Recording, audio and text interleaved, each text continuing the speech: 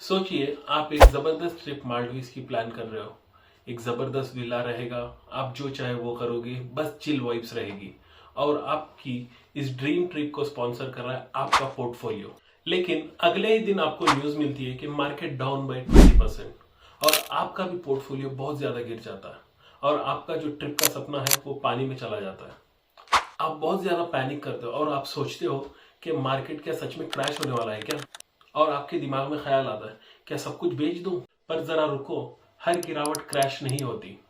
गिरावट में भी दो टाइप के होते हैं, एक होता है फॉल और एक होता है क्रैश। इन दोनों चीजों में फर्क समझना बहुत इंपॉर्टेंट है, वरना आप पैनिक में गलत डिसीजन ले सकते हो। आज के इस वीडियो में हम ये चीज सीखेंगे कि मार्केट क्रैश और फॉल में फर्क क्या है, आइडेंटिफाई कैसे करें, और सबसे इंपॉर्टेंट बात, जब क्रैश होगा या फॉल होगा उस पर रिएक्ट कैसे करें। ये वीडियो आपको एम्पावर्ड और इन्फॉर्म्ड फील करवाएगी, ये मेरी गारंटी है। Why this topic matters. दोस्तों, मार्केट क्रैश या मार्केट फॉल हर एक इन्वेस्टर का एक हिस्सा रहता है, लेकिन मैक्सिमम लोग पैनिक करते हैं, स्टॉक बेच देंगे और लॉस बुक कर लेते हैं। ये एक सबसे ज्यादा इमोशनल अप्रोच होता है और आपके लॉन्ग टर्म गोल्स को पानी में फेर देता है। अगर आप सच में समझना चाहते हो गिरावट का रीजन, चाहे मार्केट क्रैश हो या मार्केट फॉल हो, तो आपको ये समझना है कि ये प्रोसेस का हिस्सा है। आज हम इस प्रोसेस को डिकोड करेंगे कि आप स्मार्टर डिसीजन ले सको। क्रैश वर्सेस फॉल, क्या होता है दोनों में? क्रैश एक मार्केट का अर्थक्वेक मूवमेंट है। क्रैश एक ऐसा मूवमेंट है जब मार्केट बहुत तेजी से 20 से 30% या उससे ज्यादा गिर जाता है।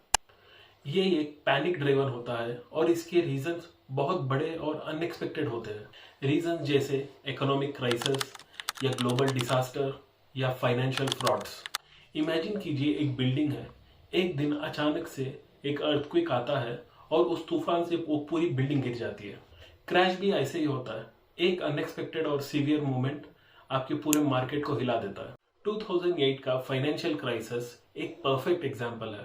सब प्राइम लोन्स और फाइनेंशियल फ्रॉड्स ने मार्केट को हिला के रख दिया था उस टाइम। अमेरिका का S&P 500 इंडेक्स 50% से ज्यादा गिर गया था। इंडिया में भी स्टॉक्स 40 से 50% से गिरे थे उस टाइम। उस दौरान सारे इन्वेस्टर्स बहुत बड़े पैनिक मोड में थे और जिन्होंने पेशेंस नहीं रखा ना, उन्होंने बहुत ज्यादा लॉस बुक किया उस दौरान। फॉल मार्केट का स्पीड ब्रेकर मोमेंट होता है। दूसरी तरफ आता है फॉल, जो मार्केट का गिरावट का हिस्सा होता है। ये टेक्निकली 10 से 20% होता है। ये मार्केट के साइकिल का नेचुरल पार्ट होता है। इसका पर्पस होता है मार्केट को कूल ऑफ करना। एक रोड है जिसमें थोड़े पॉट होल्स है। बारिश के बाद रोड खराब लगता है, लेकिन उसके बाद जब पूरे मेंटेनेंस हो जाते हैं तो एकदम स्मूथ हो जाता है। मार्केट फॉल भी ऐसे ही होता है, एक शॉर्ट टाइम पार्ट जो थोड़े मेंटेनेंस के बाद ठीक हो जाता है। Reasons behind crash versus fall. Crash के रीजंस: इकोनॉमिक रेसिशन, जब इकोनॉमिक स्लो होती है और जीडीपी गिरता है तब मार्केट बहुत ज्यादा क्रैश हो जाती है। एग्जाम्पल के लिए 2008 का रेसिशन। फाइनेंशियल फ्रॉड्स, जब हर्षद मेहता जैसे स्कैम सामने आते हैं तो इन्वेस्टर्स का कॉन्फिडेंस बहुत ज्यादा हिल जाता है और इस दौरान मार्केट बहुत ज्यादा तेजी से गिर जाता है। ग्लोबल इवेंट्स जैसे कोविड ने 2020 में मार्केट को बहुत ज्यादा क्रैश कर दिया था। उस दौरान पैनिक बाइंग और सेलिंग ने पूरे मार्केट को डिस्टेबलाइज कर दिया था। फॉल के रीजंस: प्रॉफिट टेकिंग, कई बार मार्केट बहुत ज्यादा ऊपर चला जाता है, उस दौरान बहुत सारे इन्वेस्टर अपना प्रॉफिट बुक करते हैं, जिसकी वजह से प्राइसेस नीचे आ जाते हैं। राइजिंग इंटरेस्ट रेट्स, जब आरबीआई या फेडरल बैंक इंटरेस्ट रेट बढ़ा देते हैं तब स्टॉक्स बहुत ज्यादा गिरते हैं, क्योंकि लोन्स और इन्वेस्टमेंट रेट्स बहुत ज्यादा बढ़ जाते हैं।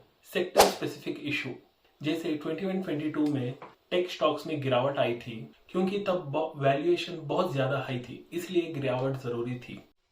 मार्केट क्रैश वर्सेस फॉल को आइडेंटिफाई कैसे करें? मार्केट क्रैश के टाइम सारे स्टॉक्स गिर जाते हैं और फॉल के टाइम कुछ स्टॉक्स गिरते हैं और कुछ सेक्टर्स बेटर परफॉर्म करते हैं। News and panic levels, crash के टाइम न्यूज और सोशल मीडिया पे बस एक ही बात चलती रहती है कि पूरा मार्केट खत्म हो रहा है बोल के बातें चलती है, और फॉल के टाइम ऐसी एक्सट्रीम बातें नहीं होती है। स्पीड ऑफ डिक्लाइन, क्रैश बहुत ज्यादा तेजी से होता है और फॉल एक प्रोसेस की तरह ग्रेजुअली होता है। क्रैश और फॉल के टाइम क्या करें? क्रैश के time stay calm, panic selling कभी मत कीजिए, क्योंकि क्रैश के बाद मार्केट हमेशा रिकवर करता है। फोकस ऑन फंडामेंटल्स, जो स्ट्रांग कंपनीज है उन पे ध्यान दो। रिलायंस, इन्फोसिस, विप्रो, टाटा ऐसे कंपनीज क्रैश के बाद भी जरूर रिकवर करते हैं। रिकवर करने के बाद बहुत ज्यादा ग्रो करते हैं, तो ऐसी कंपनीज पे ध्यान दो। अपॉर्चुनिटीज देखो, क्रैश के दौरान अच्छे खासे स्टॉक डिस्काउंट रेट पे आपको मिल जाते हैं। ये एक बिग बिलियन डे की तरह, सेल्स की तरह आपको मौका मिलता है। समझदार इन्वेस्टर इस दौरान बहुत सारे अच्छे स्टॉक खरीद लेता है। हिस्टोरिकल इनसाइट्स, मार्केट हमेशा रिकवर करता है। 2008 क्राइसिस, 2008 में जिन जिन लोगों ने पेशेंस रखा, 2015 तक उनके पूरे पैसे डबल हो गए थे अगर उन्होंने अच्छी खासी कंपनी पे इन्वेस्ट किया हो तो। 2020 कोविड क्रैश, कोविड में जब मार्केट फॉल हुआ था, 6 महीने के अंदर मार्केट ने फिर से रिकवर कर लिया था।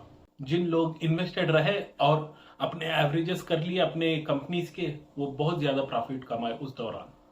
My personal lessons and observations, मैं कभी अग्रेसिव या रेगुलर इन्वेस्टर नहीं रहा, लेकिन मैंने जितना भी इन्वेस्ट किया वो समझदारी से और छोटी इन्वेस्टमेंट किया है। मुझे याद है जब मैंने पहली बार इन्वेस्टमेंट किया था, मेरे दिमाग में बस एक ही चीज दिमाग में थी कि लॉस ना हो। इसलिए मैंने जब भी इन्वेस्टमेंट किया और जब भी मैंने बेचा, हमेशा प्रॉफिट के साथ ही बेचा है। चाहे वो अमाउंट छोटा हो या बड़ा हो, हमेशा प्रॉफिट के साथ ही बेचा है मैंने। मुझे हमेशा लगा कि स्टॉक मार्केट एक मजे का गेम है, लेकिन सीखने और समझने के साथ ही इस गेम का बहुत ज्यादा मजा उठा सकते हैं।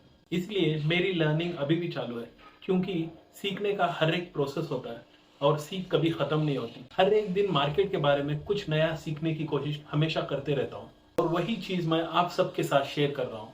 मैंने एक बात जरूर सीखी है, मार्केट गिरावट या तेजी से डरने की जरूरत नहीं है, बस पेशेंस और अंडरस्टैंडिंग रखो। जो लोग पैनिक सेलिंग से बच जाते हैं और सही डिसीजन लेते हैं, वही लोग लॉन्ग टर्म में बहुत ज्यादा सक्सेसफुल होते हैं। अगर मैं बिगिनर होके स्मॉल इन्वेस्टमेंट में भी प्रॉफिट कमा सकता हूँ, तो आप भी कर सकते हो। बस सीखने का जज्बा और डिसिप्लिन होना चाहिए। दोस्तों, अगर आपको ये वीडियो अच्छी लगे तो इसे लाइक करें और शेयर जरूर करें। अपने दोस्तों और फैमिली को एजुकेट करें। कमेंट्स में लिखें अगर आपको कोई क्वेश्चंस हो तो।